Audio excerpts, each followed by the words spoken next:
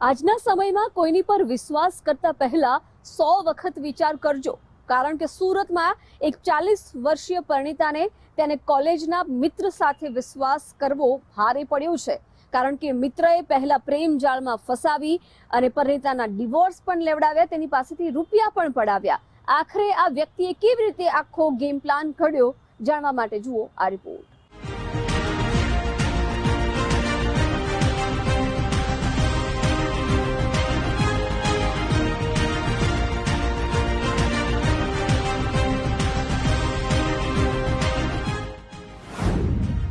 સુરતમાં પરિણીતા સાથે દુષ્કર્મ અને ઠગાઈની ઘટના।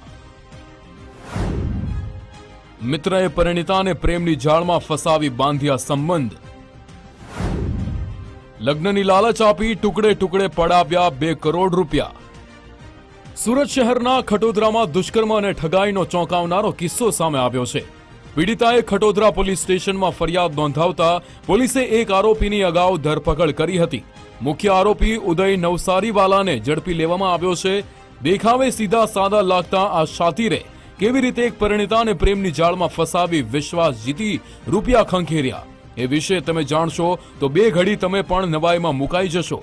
પોલીસે દુષ્કર્મ અને ઠગાઈના આરોપસર ઉદયની ધરપકડ કરી વધુ તપાસ હાથ ધરી છે।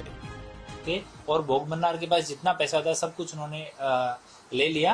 एक तांत्रिक को भी बीच में इन्होंने बुलाया और तांत्रिक को बुला के भी कि इसके ऊपर काला जादू है उदय के ऊपर, वो भी दूर करवाना है, ये सब भी बातें इन्होंने की। लास्ट में ऐसी स्थिति आ गई कि भोग बननार के पास कुछ नहीं बचा। जब तक उसके पास पैसा था उस लोगों ने उनको इतना उस तरह से राउंड अप कर लिया कि फोन मैसेज मिलना किसी और आदमी से टच भी नहीं होने देते। ये पूरे टाइम उसके चारों तरफ घेरा जैसा बना के रखते थे। फाइनली भोग बननार हमारे संपर्क में आई तो गुना दाखिल किया गया।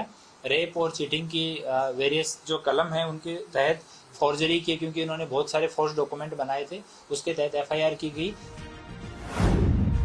2016માં ઉદય અને પીડિતાની મુલાકાત થઈ હતી।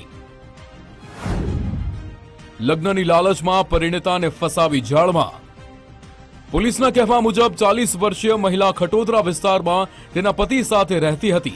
આરોપી ઉદય તેના કોલેજ સમયનો મિત્ર હતો। વર્ષ 2016માં એક કાર્યક્રમમાં ઉદય સાથે મહિલા સંપર્કમાં આવી, ત્યારબાદ બંને અવારનવાર ફોન પર વાતો કરતા હતા। આ દરમિયાન ઉદય અને તેની વચ્ચે પ્રેમ સંબંધ બંધાતા ઉદયે મહિલાને લગ્ન કરવાની લાલચ આપી, પત્નીને ડિવોર્સ આપી તેની સાથે લગ્ન કરશે તેમ કહી ઉદય અવારનવાર શારીરિક સંબંધ બાંધતો હતો। લગ્નની વાતો કરી મહિલાના પતિ સાથે પણ છૂટાછેડા લેવડાવ્યા હતા। આટલું ઓછું હોય તેમ અલગ અલગ બહાને ઉદય પરિણીતા પાસેથી રૂપિયા પડાવતો હતો।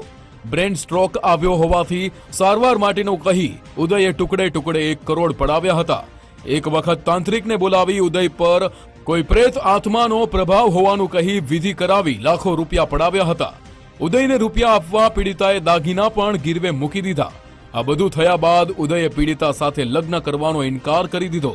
પરિણીતાએ અઢળક વખત વિનંતી કરી પણ ઉદય 1નો 2 ન થયો। અંતે પીડિતાએ પોલીસની મદદ લેવાની ફરજ પડી। ये दोनों ही शादीशुदा थे। ये उदय ने भोग बननार को अपने प्रेम जाल में फंसाया और साथ में उससे मित्रता बढ़ाई, मित्रता को प्यार में बदला और भोग बननार का सबसे पहले डिवोर्स करवाया कि हम दोनों साथ में रहेंगे, मैं अपनी पत्नी को डिवोर्स दूंगा, तुम अपने पति को डिवोर्स दे दो। ऐसा करके भोग बननार का उसने तलाक करवाया। फिर अपनी पत्नी को उसने डिवोर्स देने से ना बोल दिया, लेकिन भोग बननार को वो मिसगाइड करता रहा कि मैं अपनी पत्नी के साथ मैंने डिवोर्स फाइल कर दिया है। डिवोर्स के नकली कागज भी उसने बार बार उसको व्हाट्सएप किए कि मैंने नोटिस दे दिया है, हमारा डिवोर्स का मैटर चल रहा है। આ કેસમાં મુખ્ય આરોપી ઉદય છે। તેને મદદ કરનાર વિતરાગ શાહની પણ અગાઉ ધરપકડ કરાઈ હતી। આરોપીએ સોના ચાંદીના દાગીના અને રોકડ મળી કુલ 2 કરોડ રૂપિયાનો મુદ્દામાલ પડાવ્યો હતો। તે પૈકી પોલીસે 60% જેટલો મુદ્દામાલ રિકવર કર્યો છે। વધુ તપાસ હાથ ધરી છે। રાકેશ બ્રહ્મભટ્ટ, ગુજરાત ફર્સ્ટ, સુરત।